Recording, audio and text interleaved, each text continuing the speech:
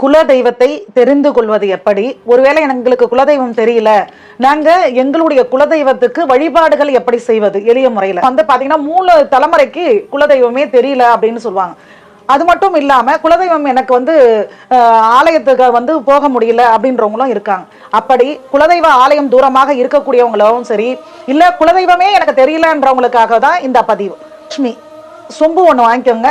பித்தளை சொம்பாக இருக்கணும், இல்ல அப்படின்னா செப்பு சொம்பாக இருக்கணும். இந்த 2 சொம்புல ஏதாவது அஷ்டலட்சுமி போட்ட மாதிரி உள்ள சொம்பை ஒண்ணு வாங்கிக்கோங்க.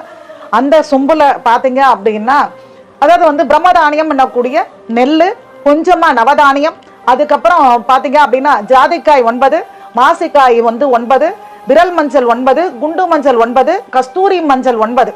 இதை போட்டுட்டு 51 ரூபாய் பணத்தை காணிக்கையாக அது உள்ள வைத்து உங்களுடைய எல்ல தெய்வத்தின் பிடி மண், உங்க ஊர்ல எல்ல தெய்வம் கண்டிப்பாக இருக்கும், அந்த எல்ல தெய்வத்தின் ஒரு பிடி மண், கைப்பிடி மண் எடுத்துட்டு வந்து அதை என்ன பண்ணணும் அப்படின்னா இத கலசத்துல போட்டுடணும். போட்டுட்டு அதற்கு மேல அப்படின்னு சொல்லி பார்க்கும்போது மாயலை வைத்து, அதற்கு மேல தேங்காய் வைத்து நீங்க என்ன பண்ணணும் அப்படின்னா சந்தன குங்குமங்கள் வைத்து அந்த இடத்துல தொடர்ந்த மாதிரி 48 நாட்கள் நீங்க வந்து வேப்ப எண்ணெயால அந்த இடத்துல விளக்கு போடணும். இந்த 48 நாட்கள் தொடர்ந்து விளக்கு போடுவதனால தூரமாக இருக்கு, நாங்க வந்து வருஷத்துக்கு ஒரு முறை தான் போவோம், சில நேரம் வந்து எங்களால போக முடியல என்ன கூடியவங்க கவலையா பட வேண்டிய அவசியம் கிடையாது.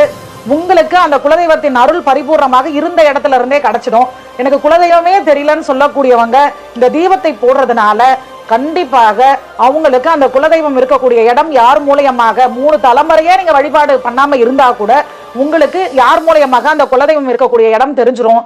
இல்ல உங்க கனவுலையாவது அந்த தெய்வம் வந்து அதை சொல்லும்.